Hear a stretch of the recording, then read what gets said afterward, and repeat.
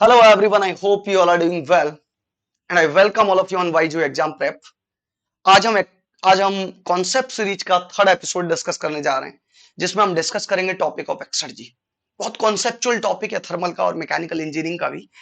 बहुत बार ये माइंड में क्वेश्चन आता है what is the physical significance of exergy. Numerically even हम कई बार इस टॉपिक को पढ़ लेते हैं लेकिन कॉन्सेप्चुअली इसको समझने की ट्राई करते हैं कि एक्सर्जी होती क्या है। जब हमारे माइंड में एक क्वेश्चन आता है कि exergy day by day decrease होती चली जा रही है, डिस्ट्रॉय होती चली जा रही है, तो उसका मतलब क्या है, सारे कॉन्सेप्ट समझने की ट्राई करेंगे। जब हम कहते हैं कि एनर्जी कांस्टेंट रहती है लेकिन एक्सर्जी डिक्रीज हो रही है, एक्सर्जी डिस्ट्रॉय हो रही है, उसका क्या मतलब है। तो यहां से पहले क्वेश्चन बनाने की ट्राई करते हैं कि हमारे माइंड में कौन कौन से क्वेश्चन हो सकते हैं, कौन कौन सी पॉसिबिलिटी हो सकती है पहले, फिर उसके बाद one by one we try to discuss each and every possibility of answer. Okay sir, सबसे पहला क्वेश्चन जो आप यहां पे देख रहे हो ये एक simple example of free expansion है माय डियर। फ्री एक्सपेंशन, ये यहां पे बहुत हाई प्रेशराइज्ड गैस है that is filled at the pressure of P1 और ये यहां पे फ्री एक्सपेंड करके इसका प्रेशर P2 कर दिया गया है। And we know very well in the example of free expansion the total energy is not going to change. Total energy change नहीं हो रही। तो सबसे पहला क्वेश्चन तो यही है, जब टोटल एनर्जी चेंज नहीं हो रही है और हम कह रहे हैं कि एक्सर्जी इसमें डिस्ट्रॉय होती चली जा रही है, तो वो एनर्जी का कौन सा पार्ट है जो डिस्ट्रॉय होता चला जा रहा है या जो एक्सर्जी है, क्या इसमें ऐसा है और इसमें ऐसा क्या डिक्रीज हुआ है कि एक्सर्जी आप कह रहे हो कि डिस्ट्रॉय हो गई। पहला पॉइंट। सेकंड, अगर आप इस कोल को बर्न करते हो, जनरली हम विंटर डेज में करते हैं जो हीट के लिए, राइट, मॉर्निंग में जो आप कोल को जलाते हो तो there will be heat loss. Heat loss होती है और वो लॉस आपने डायरेक्टली एटमॉस्फेयर में कर दिया। तो सिंपली अगर एनर्जी ऑफ यूनिवर्स कहने आओ तो कहीं कुछ चेंज नहीं आया, कांस्टेंट है। पहले कोल के पास एनर्जी थी, अब सराउंडिंग में जा चुकी है। तो जो आप लॉस की बात कर रहे हो, क्या ये total amount of heat loss है, एक्सर्जी, और अगर नहीं है तो वो कौन सा पार्ट है जो आप कह रहे हो कि एक्सर्जी आपने डिस्ट्रॉय कर दी। तो यहां से हम क्वेश्चन को स्टार्ट करते हैं कि एक्सर्जी है क्या, जरूरत क्या पड़ती है। तो देखिए सिंपल क्या है exergy, it is the useful work potential of any given amount of energy जो स्पेसिफाइड स्टेट पे होने के बाद जब आप इसको डेड स्टेट पे लेके जाओ इन मोस्ट एफिशिएंट प्रोसेस, ये आपको यूजफुल वर्क दे सके। वो जो पोटेंशियल है वही आपका एक्सर्जी है। सिंपली अगर कहने आओ तो ये upper limit of useful work है जो एक डिवाइस डिलीवर कर सकती है without violating any thermodynamic law. जरूरत क्यों पड़ती है, एक्सर्जी को डिफाइन करने की जरूरत क्यों पड़ती है। तो यहां से ये तो पता चल गया कि exergy is the potential of any energy that can extract the useful work from itself when it come to the atmospheric condition और डेड स्टेट, राइट। तो जरूरत क्यों पड़ती है, जब आप न्यू रिसोर्सेज सर्च करते हो, न्यू रिसोर्सेज सर्च करते हो तो हो सकता है उसके पास एनर्जी बहुत ज्यादा हो। फॉर एग्जाम्पल जियोथर्मल एग्जाम्पल ले लो, आपने जियोथर्मल एनर्जी का न्यू रिसोर्स सर्च किया, हो सकता है इसके पास एनर्जी बहुत ज्यादा हो but potential to extract the work बहुत कम हो, तो उसका बहुत ज्यादा यूज नहीं है। सो आप जब एनर्जी का रिसोर्स सर्च कर रहे होते हो तो उसमें potential to do the work, to do the useful work must be very high. It means exergy बहुत हाई होनी चाहिए। एनर्जी तो है ही उसके पास लेकिन एक्सर्जी बहुत हाई होनी चाहिए, ये यूज है, करेक्ट। इसको और थोड़ा डिटेल में लेके चलते हैं।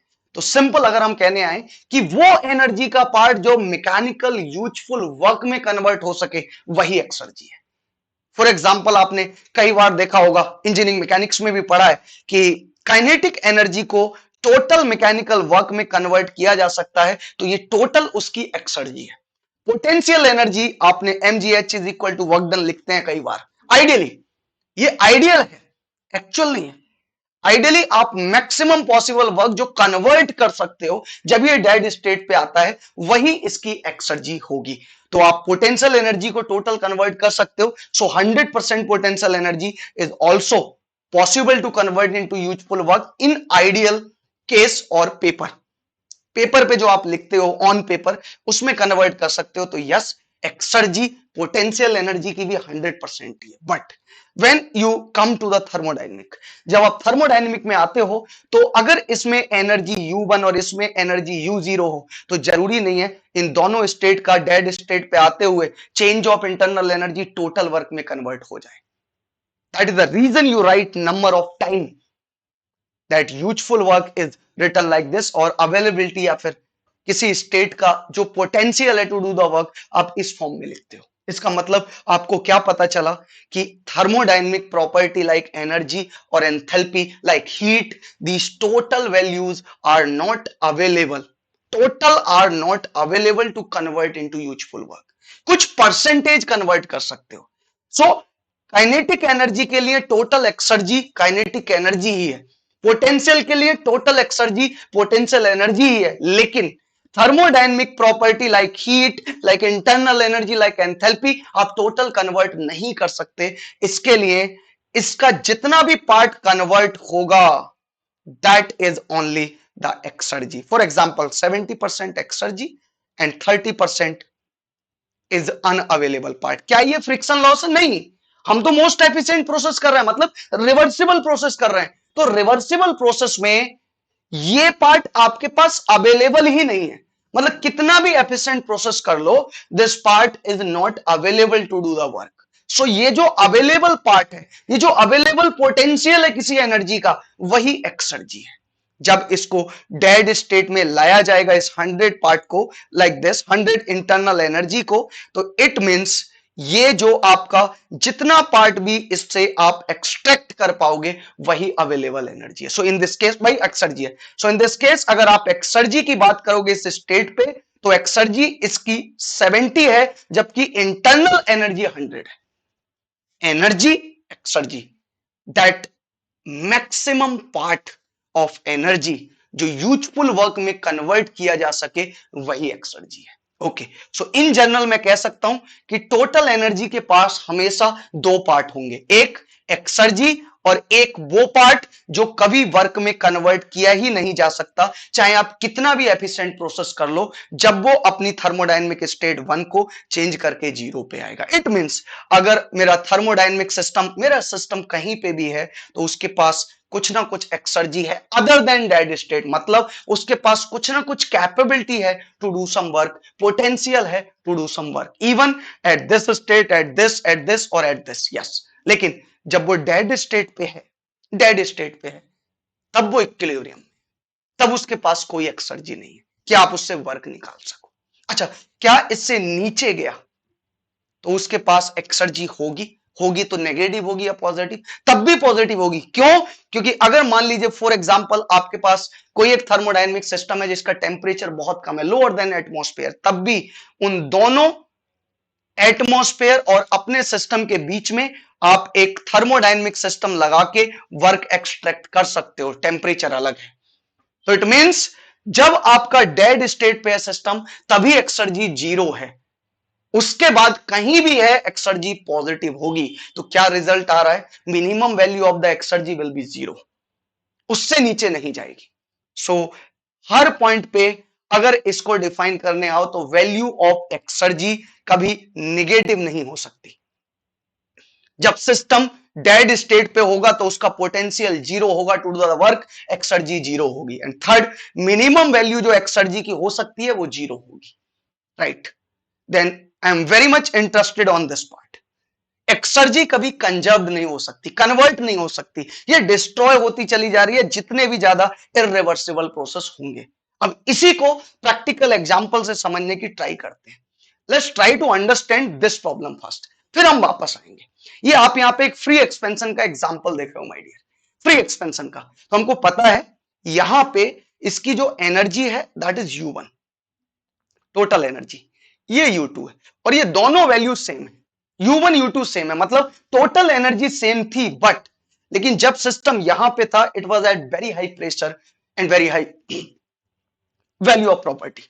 लेकिन जब ये यहां आया तो प्रेशर चेंज हो गया। इट मींस जो ये 1 स्टेट पे था, due to very high property, very high value of the property, quantity of the property, it has the capability, potential to do the work. इसके पास पोटेंशियल था वर्क करने का, लेकिन जब यहां पे पहुंचा तो ये पोटेंशियल खो चुका है। तो इट मींस वो पोर्शन जो वर्क किया जा सकता था वो आपने किया नहीं, लेकिन फिर भी वो पार्ट आपने लॉस कर दिया। तो यही एक्सर्जी का लॉस है। And that is the reason we can say कि इस पार्ट में वर्क करने की कैपेबिलिटी थी, पोटेंशियल था। इसमें या तो कह सकते हो कि नहीं है, या कह सकते हो कम जरूर हो गया है। So this part of loss of exergy और loss of potential to do work is nothing but loss of exergy. ये पार्ट किसमें गया? इरिवर्सिबिलिटी। तो हम सिंपली कह सकते हैं कि इरिवर्सिबिलिटी का जो लॉस है वही इरिवर्सिबिलिटी में जो एनर्जी जाती है वही आपका इरिवर्सिबिलिटी की वजह से जो लॉस है वही एक्सर्जी का लॉस है। सो एक्सर्जी का loss is nothing but irreversibility and this is nothing but directly proportional to, ये न्यूमेरिकली ऑलरेडी हमने प्रूव कर लिया है, सो इस पे हम नहीं आ रहे हैं। एंड इसी के लिए आपका बहुत इंपॉर्टेंट लॉ है थर्मोडायनेमिक का, जिसमें हम कहते हैं कि loss of exergy is directly proportional to the entropy generation. तो ये वो पार्ट इस इंटरनल एनर्जी का जो वर्क में कन्वर्ट हो सकता था उसमें जो कमी आई है, मतलब क्वालिटी की बात कर रहे हैं, जो क्वालिटी में कमी आई है टू डू द वर्क वो कम आपने कर दिया, इसलिए आपने एक्सर्जी लॉस कर दी। तो आप इन दोनों सिस्टम में ये कहोगे कि एनर्जी तो सेम है लेकिन एक्सर्जी दूसरे की पहले से कम है। सो ये एक्सर्जी का लॉस है। सिमिलरली आप यहां पे देख सकते हो एग्जांपल, ये एक फर्नेस से हीट बाहर जा रही है, फर्नेस से हीट बाहर जा रही है, टोटली वेस्टेज ऑफ हीट।